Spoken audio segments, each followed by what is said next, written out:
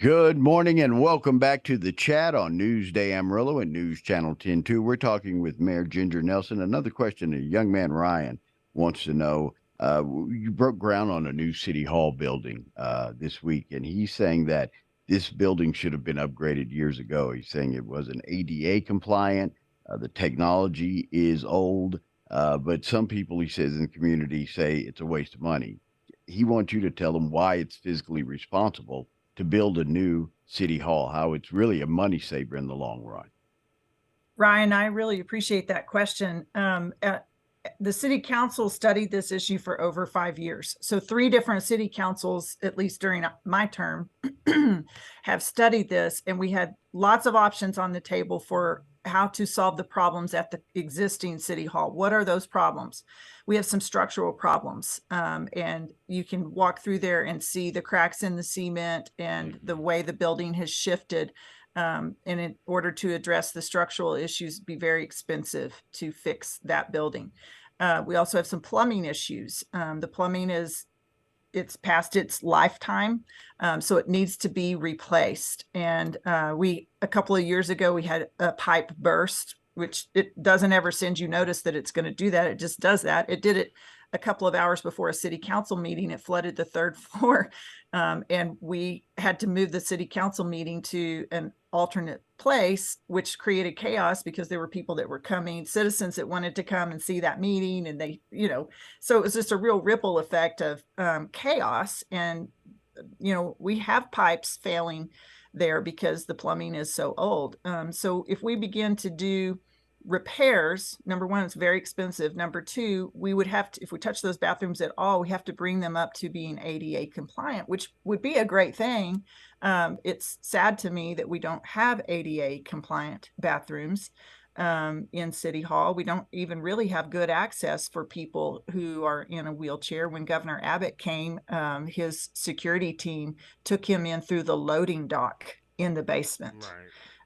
Because they thought that was the safest door to take him in through his wheelchair. So, that was not my proudest moment as mayor. And of course, in our basement, we have all of our IT equipment, and our basement floods consistently because of the way the loading dock was designed and the structural issues that we're having.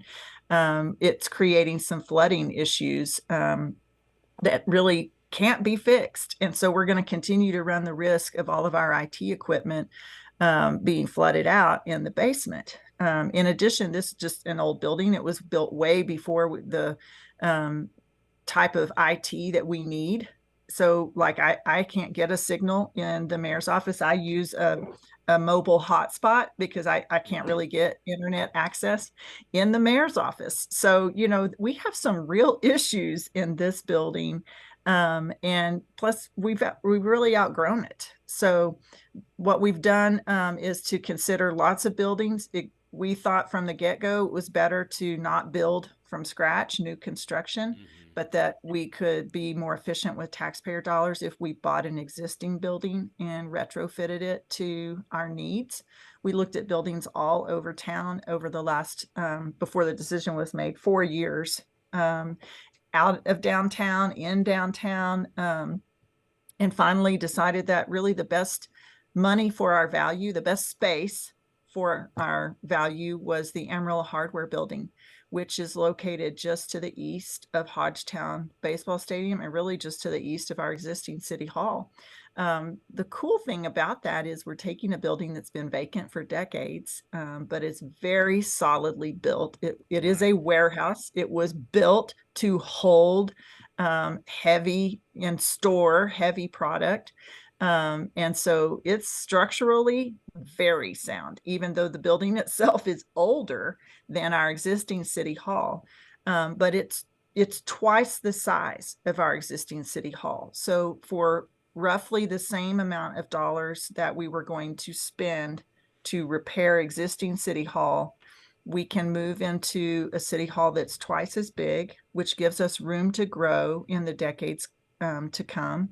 And it rehabs an old historic building in our city. So, we spent a lot of time studying this issue and weighing over different decisions. We actually, about 4 years ago, we made an offer on a different building and just could not get that deal put together. And I think it was because this was a better deal all along. And this was the one we needed to end up with. So I think it's fantastic. And we did do a groundbreaking ceremony this week. It'll take about a year.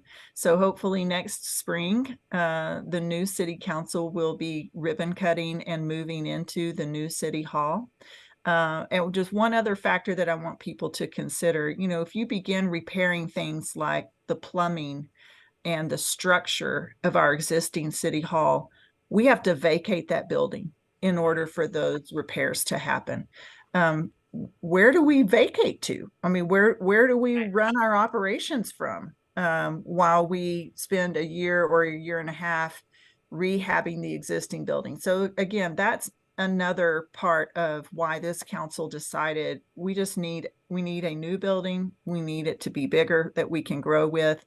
And this new building will have drive-through services for citizens who are paying their water bill.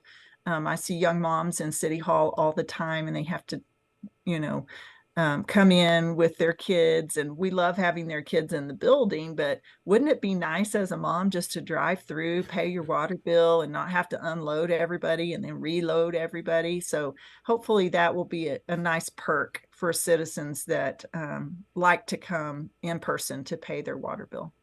Great question, Ryan. Thank you. All right. You got one? Go ahead, Ryan. Yeah, I was just wanting to go back to voting and voter registration. How do we fall as a city of Amarillo with, other cities in the country? Are we lacking in registration, or do we have a lot of unregistered people? Yeah, roughly half of our residents are registered to vote. So, and then roughly 20% of those show up for a city election. So there are a lot of people who live in our city who are not voting. Their voices are not being heard in choosing our city leaders. So I just would encourage people, ask your neighbor today to say, hey, are you registered to vote? I think your opinion matters, and I think we ought to hear it at the ballot box on May 6th. So take some ownership in that. I'm going to try to ask somebody today too. So let's encourage those around us. Yeah, let's encourage them to get registered and let them know that they have a role in picking our next group of leaders, and we want their voice to be part of our community. All right. There'll be a new agenda out for this upcoming city council meeting. It'll take place Tuesday, 1 p.m. in City Hall. Mayor, thank you for your time. Have a great and safe weekend. Okay. Thank you guys. Y'all have a great weekend too.